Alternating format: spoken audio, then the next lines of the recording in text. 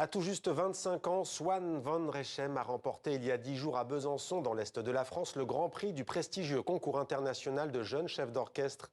Il était donc à 10 jours à Besançon. Il sera avec nous dans quelques instants sur TV5 Monde. Précisons que c'est une première pour un Français depuis 18 ans tout de même, le jeune lauréat est donc avec nous ce soir. Mais d'abord, je vous propose de le voir à la baguette au théâtre Ledoux, dans le vieux quartier de Besançon.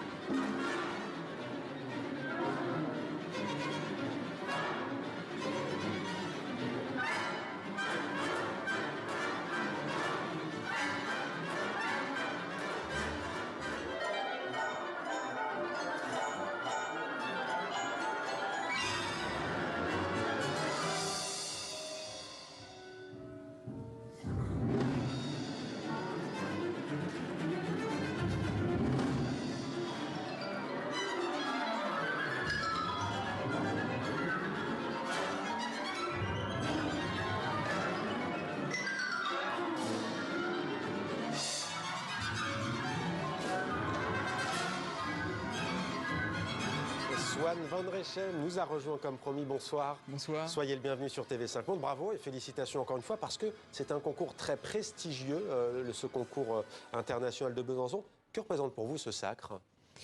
Ouais, ça fait très plaisir de se sentir un petit peu accepté par les pairs, par le public, par l'orchestre. Donc c'est un très beau signe.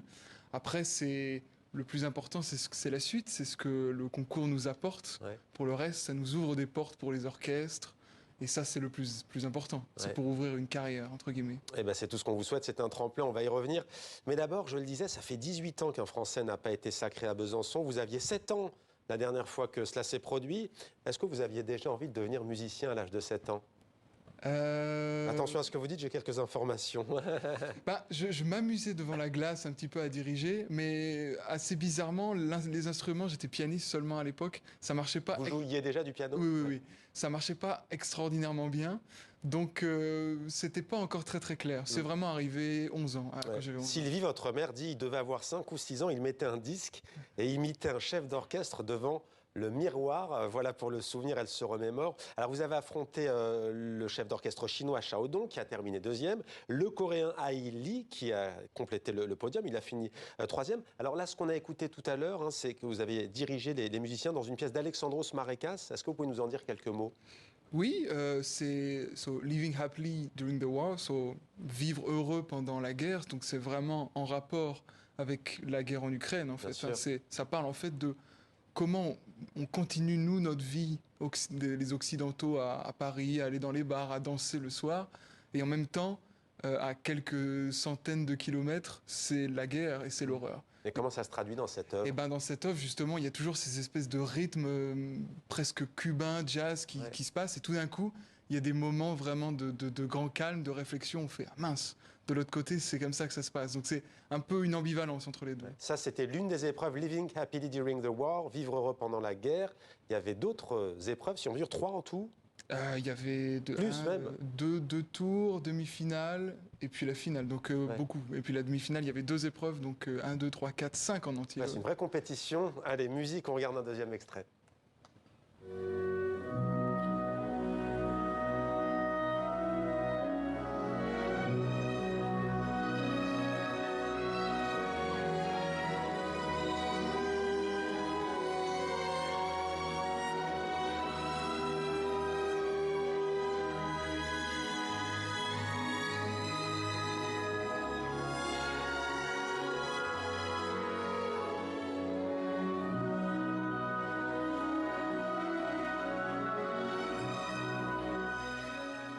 Don Juan, opus 20 de Strauss, il y avait aussi Così fan tutte, ouverture de Mozart.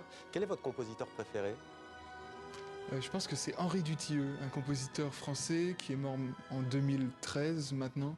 2016, pardon. Ouais. Mais compositeur plutôt contemporain, mais qui est vraiment dans la ligne de l'école française. Donc voilà. Mais après, beaucoup d'autres choses. Pour celles et ceux qui nous regardent et qui ne sont pas initiés, d'ailleurs tout comme moi, comment fait-on l'orchestre? Vous ne le connaissez pas, vous êtes chef d'orchestre, mais comment ça s'est passé? Vous vous êtes entraîné, il faut quand même connaître les musiciens, il faut qu'il y ait des affinités. Racontez-nous comment ça se passe. Seulement la répétition ou comment moi je me prépare? Là, tel qu'on vous voyait justement Ah oui, sur scène. on a eu une répétition de 1 heure et demie avec l'orchestre, mais en soi, pendant tous les autres tours, il n'y avait pas de répétition. On arrivait directement. Ouais.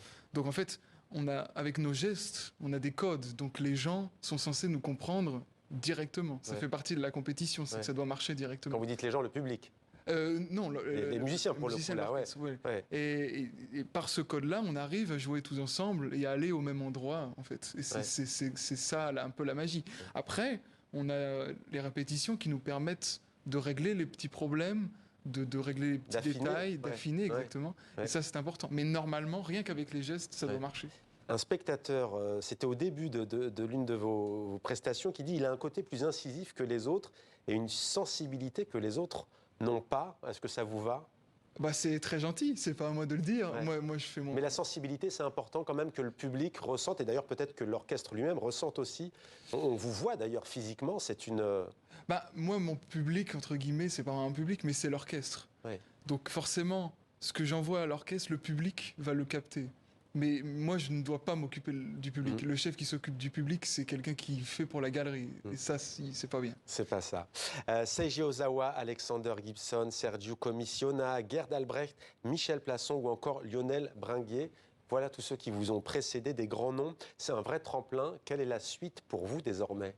Là, il y a des propositions d'orchestre qui sont arrivées déjà, ce qui est très, très bien. Donc, j'en ai déjà accepté quelques-unes. Donc, voilà, maintenant, c'est des propositions des orchestres. Il y a aussi des agences qui vont arriver. Donc, le but, c'est d'utiliser ce concours pour mettre en route la machine. En vous faisant plaisir.